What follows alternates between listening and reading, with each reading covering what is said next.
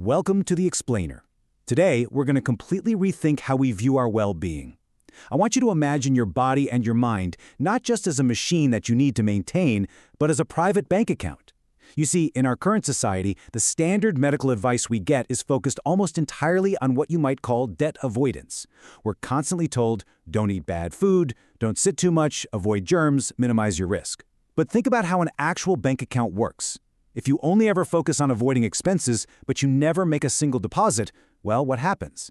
Your balance eventually dwindles to zero. And that realization completely challenges the very foundation of standard medical advice, which is just so heavily anchored in pure debt avoidance. We are essentially handed a checklist of things not to do.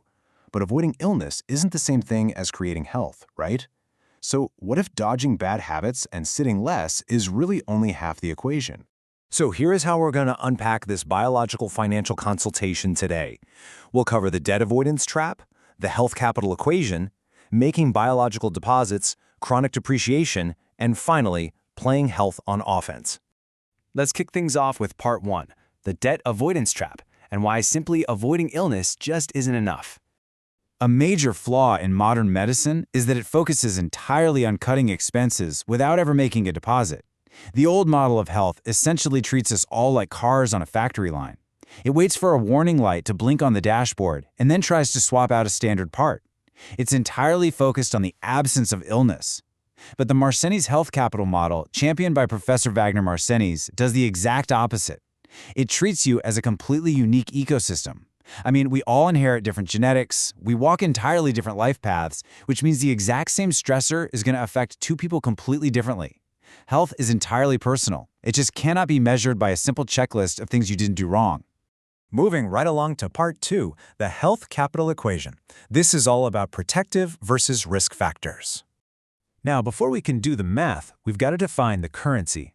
Health capital, or HC, is an active, highly dynamic balance. It shifts us away from that defensive, reactive posture where we're basically just waiting around to get sick, and it moves us toward understanding health as dynamic, accumulated wealth.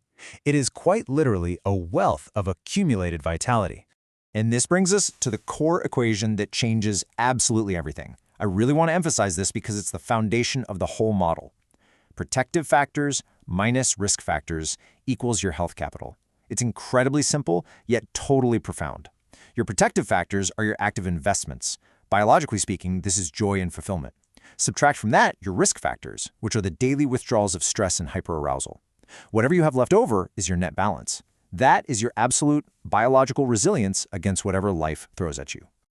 Okay, part 3, making biological deposits, and exactly where positive emotions fit into all this. To really understand the positive side of our equation, those protective factors, we have to look at active investments. Remember, you don't build wealth just by dodging viruses or eating broccoli. The model highlights 2 distinct types of emotional wealth that literally, physically alter our biology. On one side, we've got hedonic emotions. Think of this as the joy of the present moment, the pleasure of a delicious meal, a great laugh with a friend, maybe a really relaxing bath.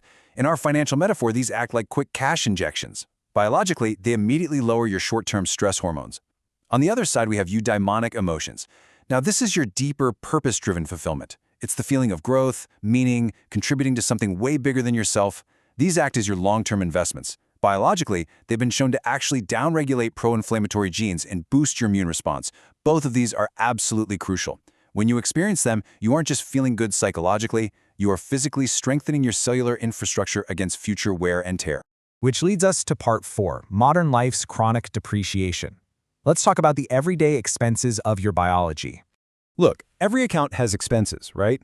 But right now, our biological capital is facing a state of massive hyperinflation. Evolution actually designed our stress response to be incredibly efficient, but only for short, intense bursts. Back in the prehistoric era, stress meant running from a predator. It was a huge spike, and then it was over. But moving into the 20th century, we developed this industrial culture that started treating speed as a virtue.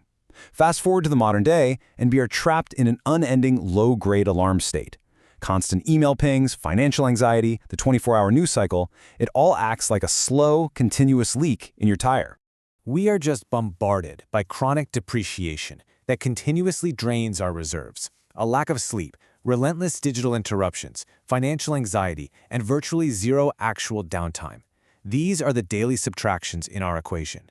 They are draining your capital before your body can even attempt to repair itself.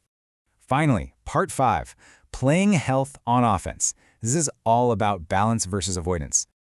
Just imagine for a second locking yourself in a completely sterile room. You eat flavorless, nutrient-exact paste, which sounds super fun by the way, and you avoid all human contact. Sure, your risk of catching a disease or getting into an accident would drop to near zero, but would you be healthy? Absolutely not.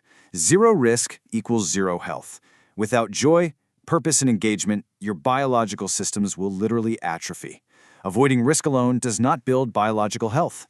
And this brings us to a fundamental truth of the Marcenes model. True health is an offensive game. The currently dominating medical model waits for you to go biologically bankrupt, diagnoses that bankruptcy, and then tries to patch the deficit.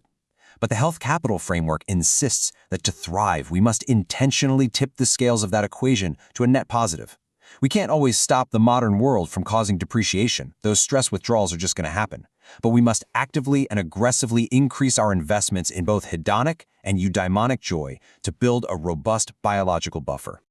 I want to leave you with this provocative thought as we wrap up today's explainer.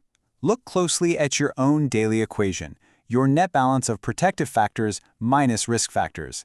Ask yourself, are you just playing not to lose, scraping by just to avoid bankruptcy? Or are you actively making deposits, finding joy, pursuing purpose, and intentionally building your biological wealth? It's time to start calculating your daily balance and really investing in yourself.